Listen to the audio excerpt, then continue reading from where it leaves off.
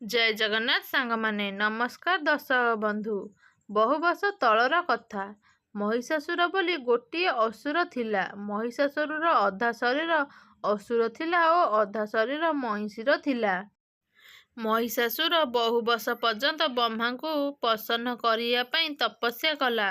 ଗୋଟିଏ ଦିନ ପ୍ରସନ୍ନ ହୋଇ ବ୍ରହ୍ମା କହିଲେ, ହେ ମହିଷାସୁର, ମୁଁ ତୁମ ତପସ୍ୟାରେ ଅତି ପ୍ରସନ୍ନ। ତୁମେ ଯାହା ବର ମାଗୁଛ ମାଗ, ମୁଁ ତୁମକୁ ନିଶ୍ଚୟ ଦେବି।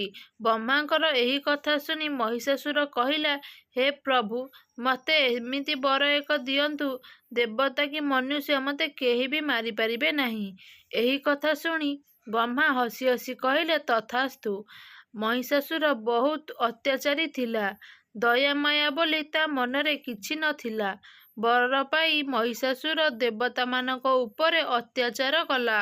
ଆଉ ଇନ୍ଦ୍ରଙ୍କୁ ପରାସ୍ତ କରି ଯୁଦ୍ଧରେ ଜିତିଲା। ଆଉ ଇନ୍ଦ୍ରଙ୍କ ସିଂହାସନକୁ ତା ଅଧୀନରେ କରିନେଲା। ସବୁ ଦେବତା ମହିଷାସୁରର ଅତ୍ୟାଚାରରେ ବହୁ କଷ୍ଟ ପାଇଲେ। ସବୁ ଦେବତା ଲୋକ ମିଶିକି ବ୍ରହ୍ମା ଓ ବିଷ୍ଣୁ ଶିବଙ୍କ ପାଖକୁ ଗଲେ। ସବୁ ଦେବତାମାନେ ମିଶିକି ଏକ ସଭା କଲେ। ଆଉ ସେ ସଭାରେ ମହିଷାସୁରର ବିନାଶ କେମିତି ହେବ ଆଉ ସେ ବିଷୟରେ ଆଲୋଚନା କଲେ। ଭଗବାନ ବିଷ୍ଣୁ ଓ ଭଗବାନ ଶିବ ତେଜ ଆଲୋକର ଏକ ସୁନ୍ଦର ଦେବୀ ନିର୍ମାଣ କଲେ। ଆଉ ସେ ଦେବୀଙ୍କୁ ସାରା ଦୁନିଆ ଆଦିଶକ୍ତି ଏବଂ ମା ଦୁର୍ଗା ନାମରେ ଜାଣନ୍ତି। ସବୁ ଦେବତା ଲୋକ ମା ଦୁର୍ଗାଙ୍କୁ ନିଜ ନିଜ ଅସ୍ତ୍ରଶସ୍ତ୍ର ପ୍ରଦାନ କଲେ। ଶଙ୍ଖ, ଚକ୍ର, ଗଦା, ତ୍ରିଶୂଳ, ଧନୁଶର ଏମିତି ବହୁ ଅସ୍ତ୍ରଶସ୍ତ୍ର ଧରି ମା ମହିଷାସୁରକୁ ମାରିବା ପାଇଁ ମା ଦୁର୍ଗା ଗଲେ। ମହିଷାସୁରକୁ ମାରିବା ପାଇଁ ମା ଦୁର୍ଗା ଆସୁଛନ୍ତି ବୋଲି ମହିଷାସୁର ଖବର ପାଇଲା। ଖବର ପାଇଲା ପରେ ମା ଦୁର୍ଗାଙ୍କୁ ଦେଖା କରିବା ପାଇଁ ସେ ବ୍ୟାକୁଳ ହୋଇପଡ଼ିଲା। ମହିଷାସୁର ମା ଦୁର୍ଗାଙ୍କୁ ଦେଖିବା ପରେ ସେ ମାଙ୍କୁ ବିବାହ କରିବା ପାଇଁ ନିମନ୍ତ୍ରଣ କଲା। ମା ଦୁର୍ଗା କହିଲେ, ହେ ଅସୁର ସମ୍ରାଟ, ମୋ ସାଥିରେ ତୁମେ ଯୁଦ୍ଧ କର। ତମେ ଯଦି ଯୁଦ୍ଧରେ ପରାସ୍ତ କର, ତା ହେଲେ ମୁଁ ତୁମକୁ ବିବାହ କରିବି। ମହିଷାସୁର ମା ଦୁର୍ଗାଙ୍କ କଥାରେ ରାଜି ହୋଇଗଲା। ମୁଁ ଯୁଦ୍ଧ କରିବା ପାଇଁ ଆପଣଙ୍କ ସହିତ ଇଚ୍ଛୁକ ଅଛି। ମହିଷାସୁର ମା ଦୁର୍ଗାଙ୍କ ମଧ୍ୟରେ ଯୁଦ୍ଧ ଆରମ୍ଭ ହେଲା। ମହିଷାସୁର କାମ, କ୍ରୋଧ, ଭୋକ, ମୋହମାୟାର ଅଧୀନ ହୋଇସାରିଥିଲା। ମହିଷାସୁରର ବୁଦ୍ଧି ଭ୍ରଷ୍ଟ ହୋଇସାରିଥିଲା। ମା ଦୁର୍ଗା ଏବଂ ମହିଷାସୁର ମଧ୍ୟରେ 10 ଦିନ ପର୍ଯ୍ୟନ୍ତ ଯୁଦ୍ଧ ହେଲା।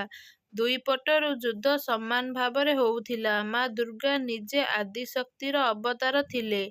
ମା ଦୁର୍ଗା ମହିଷାସୁରର ସବୁ ଅସ୍ତ୍ରଶସ୍ତ୍ର ପ୍ରହାରକୁ ନଷ୍ଟ କରିଦେଉଥିଲେ।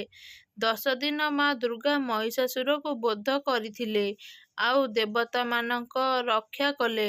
ସବୁ ଦେବତାମାନେ ବହୁତ ଖୁସି ହେଲେ। ମା ଦୁର୍ଗାଙ୍କ ଉପରେ ପୁଷ୍ପ ବର୍ଷା କଲେ। ମା ଦୁର୍ଗାଙ୍କୁ ପ୍ରଣାମ କଲେ। ମା ଦୁର୍ଗାଙ୍କର ଜୟ ଜୟକାର କଲେ। ସେହି ଦିନଠାରୁ ହିନ୍ଦୁ ଧର୍ମରେ ନବରାତ୍ରି ପାଳନ କରାଯାଏ। ଆମେ ନବରାତ୍ରିରେ ମା ଜଗତଜନନୀ ମା ଦୁର୍ଗାଙ୍କୁ ପୂଜା କରିଥାଉ ଆଉ ତାଙ୍କର ଆରାଧନା କରିଥାଉ। ମାଙ୍କର ଜୟ ଜୟକାର କରାଯାଏ। ଭିଡ଼ିଓଟି ଆପଣମାନଙ୍କୁ କିପରି ଲାଗିଲା ନିହାତି କମେଣ୍ଟ ବକ୍ସ ମାଧ୍ୟମରେ ଆପଣମାନଙ୍କର ମତାମତ ଜଣାଇବା ପାଇଁ ଭୁଲିବେନି।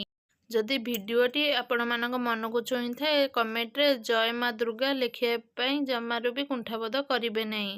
ଭିଡ଼ିଓଟି ଭଲ ଲାଗିଥିଲେ ଲାଇକ୍ କରନ୍ତୁ, ସେୟାର କରନ୍ତୁ। ଚ୍ୟାନେଲରେ ଯଦି ନୂଆ ଅଛନ୍ତି ଚ୍ୟାନେଲଟିକୁ ସବସ୍କ୍ରାଇବ୍ କରନ୍ତୁ। ରହୁଛି ନମସ୍କାର, ଜୟ ଜଗନ୍ନାଥ। ପୁଣି ଦେଖା ହେବ ଏକ ସୁନ୍ଦର ଭିଡ଼ିଓ ସହିତ ଆଗାମୀ ଦିନମାନଙ୍କରେ। ଜୟ ଜଗନ୍ନାଥ।